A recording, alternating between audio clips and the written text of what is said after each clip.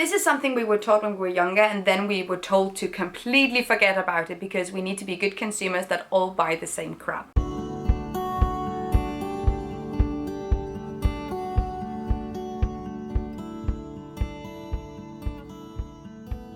Hello everybody and welcome back to my channel. My name is Gitte Marie, and currently on this platform we are in an underconsumption core era.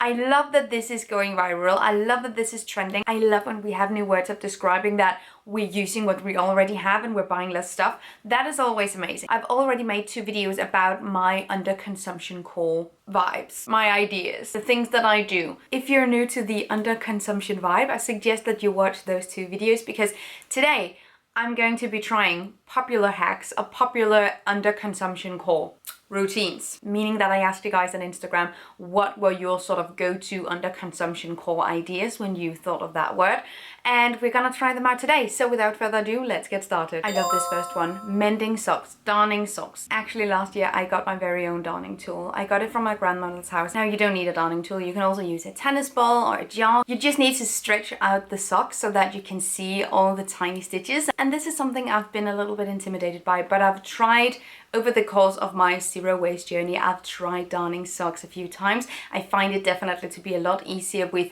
thicker socks with bigger fibers, bigger threads, so that you can see the individual stitching, because you will see stitching go this way and go this way, and you sort of need to use those lines individually, and it's just a lot easier if you can see it. And honestly, I think this is such a good pastime.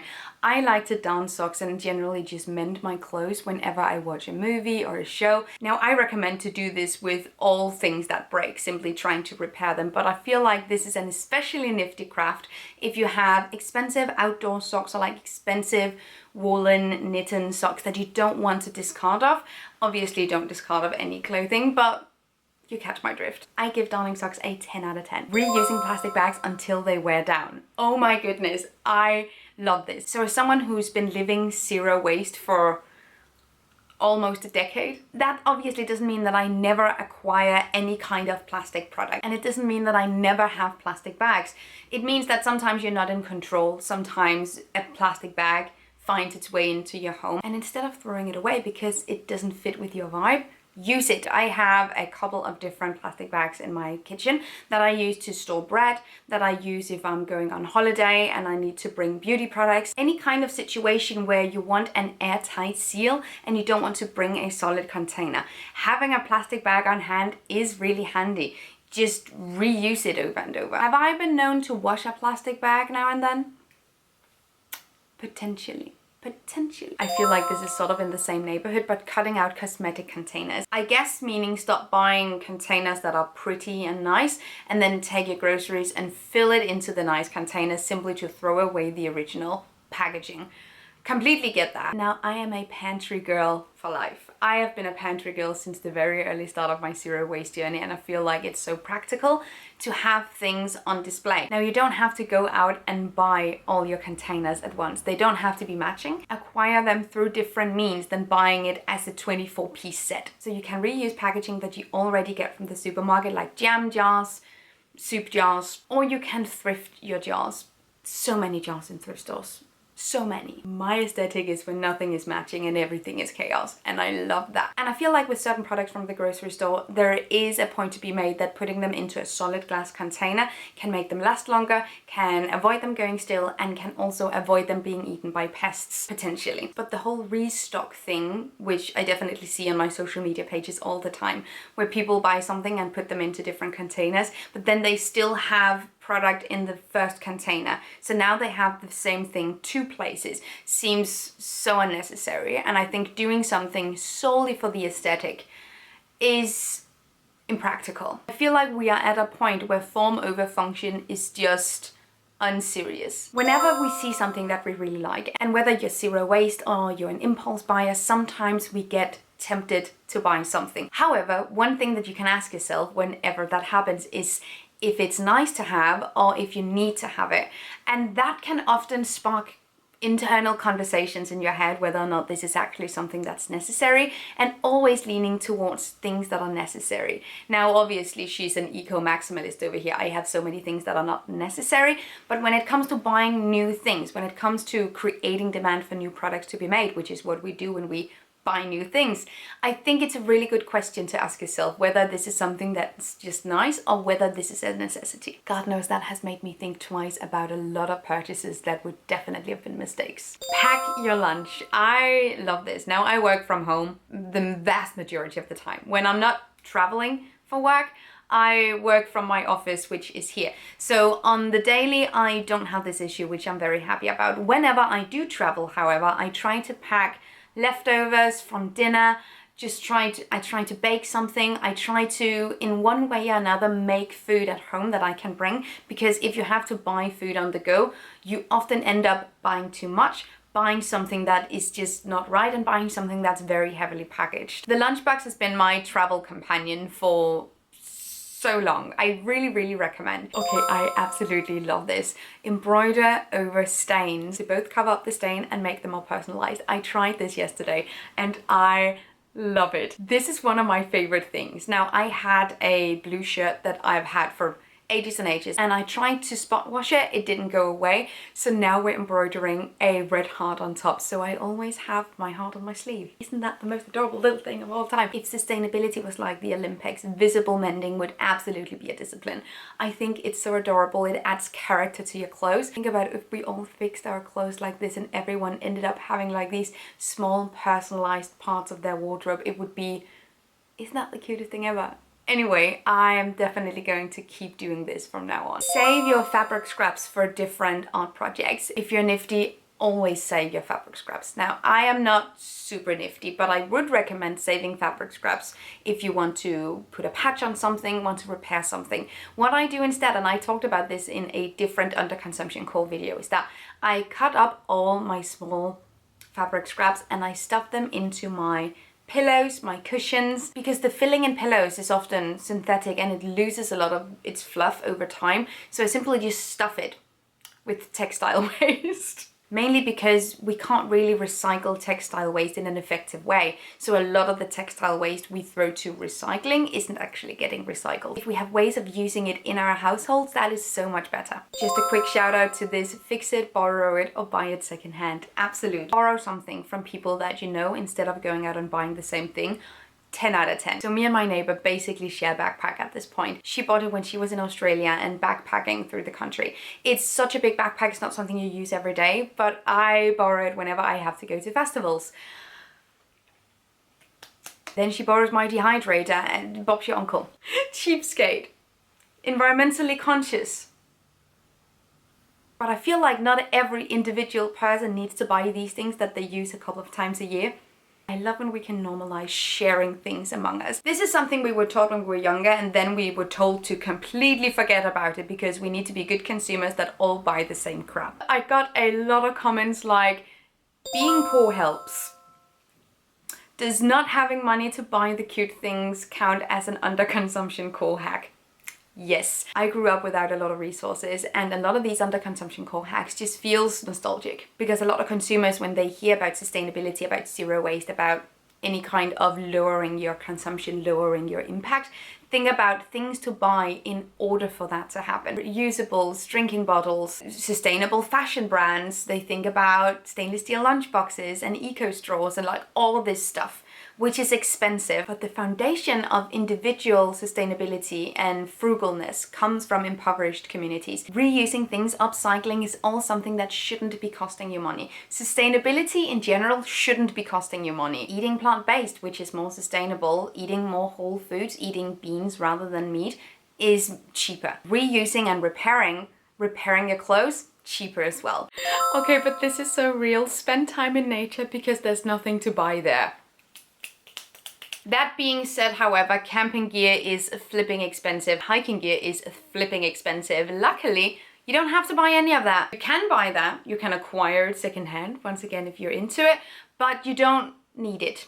Just go. Using old tech until the end, even if the aesthetic goes out of style. On average, our electronic devices have very short lifespans. Now, some of this is due to planned obsolescence. the actual bane of my existence, but a lot of it is also because consumers are replacing the electronics very quickly because new versions are appearing on the market that feel more current, feel more trendy, and feel more in, using our stuff until it breaks, and that also goes for your iPhone. Regifting unwanted gifts is something that I have been a fan of for so long. I think it should be a lot more normal. I think we should normalize it. I think there shouldn't be this stigma where you have to put on this performance, where you have to kind of use something that you otherwise wouldn't have wanted, otherwise wouldn't have used because you got it as a gift and it would be rude not to. You gave me a present.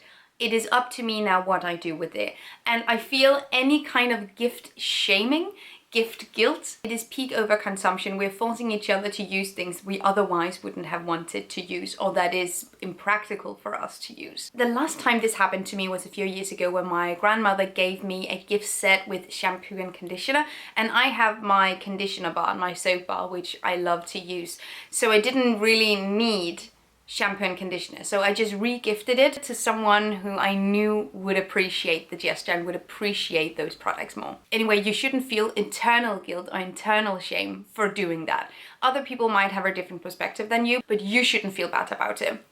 And that's the most important thing. I have not seen a comment that I wanted to put on this list quicker than this, and it's unsubscribing from email promotional newsletters. Unsubscribing from anything that nudges you to buy something. Oh my god, does this make a difference? If every time you open up your inbox you are bombarded with deals and bargains and things you can get and things that are now half off and things that are now 2 for 1, you are going to buy some of it at some point. At least statistically speaking, that's what we're seeing, because like these things work, like these tools work.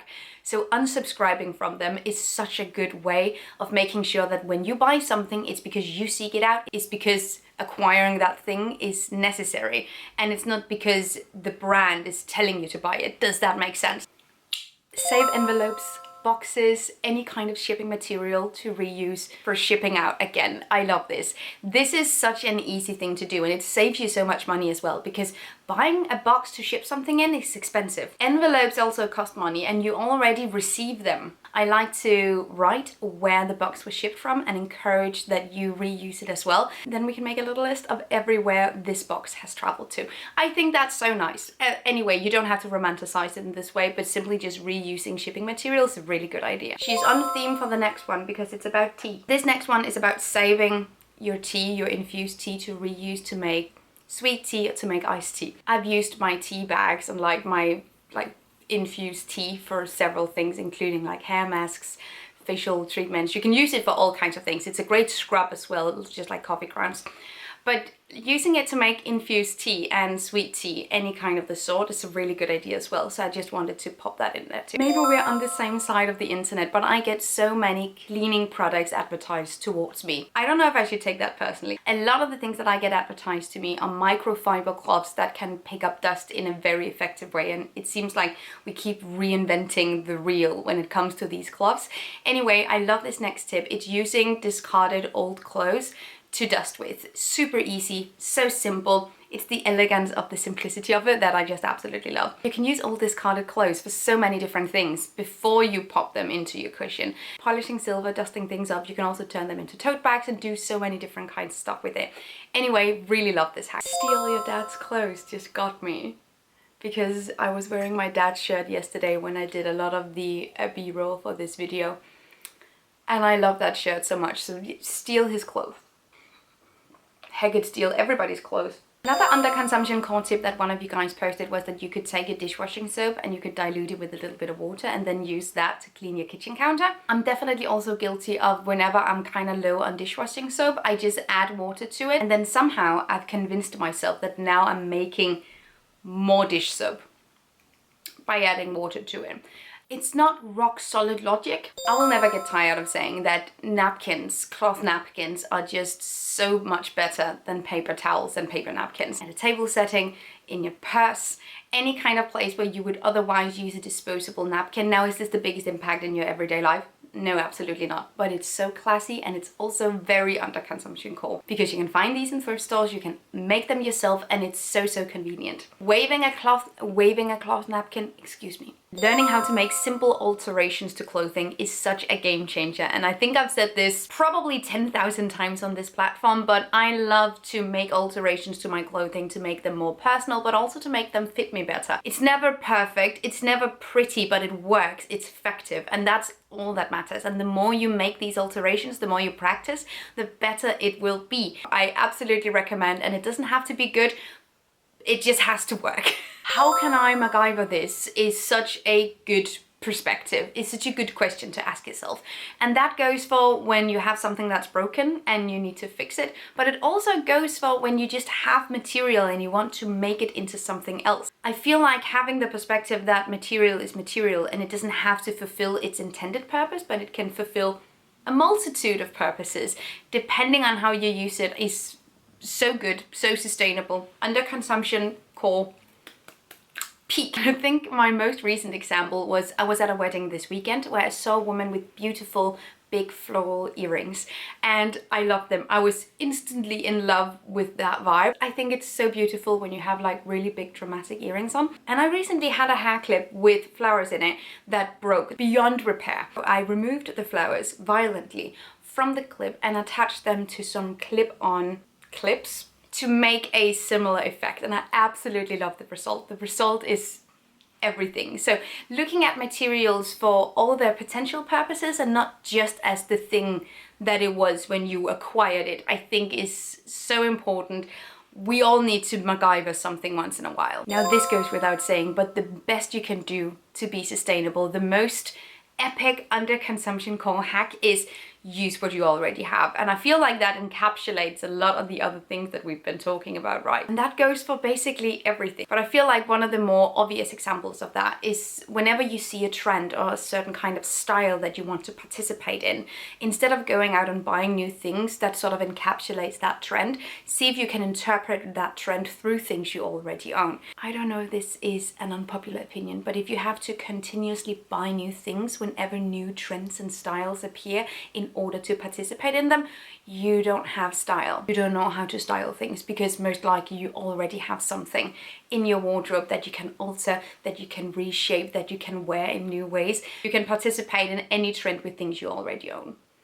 We've already gone over ways of making sure you don't buy something on impulse, but I want to add this in as well because I think this is a really good tip as well. So whenever you see something that you feel inclined to purchase, give it a few weeks, even a few months if you're into it. I have personally set a boundary of like 2-3 weeks. I think about buying something for 2 to 3 weeks, and if I still think about it after 2 to 3 weeks, I will consider finding ways of acquiring. I think this next one is a really good advice to end the video on, but if you have something that is unsustainable, if you have something that is typically referred to or perceived as being an unsustainable product, don't throw it away and replace it with new, shiny, sustainable products, because that practice in and of itself is not sustainable. Sustainability is not an aesthetic, sustainability is a practice. And I will say that in every single video until it reaches a level of cultural saturation where we all agree that that is the case. Don't throw things away because they don't fit with your sustainability goals. Use them until they break down or wear out or break, or just like use something until you would have had to replace it anyway, and then replace it with a more sustainable alternative.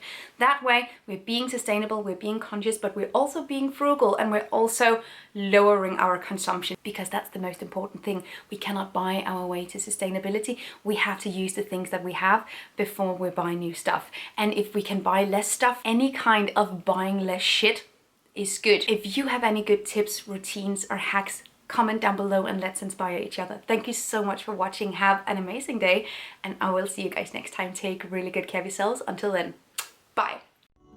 Thank you so much for watching this video, and also a special thank you to my Patreon supporters. You guys help me create green, zero waste content, and I love you guys. You can find the links to my social media accounts down below and the link to my Patreon on this screen. Bye!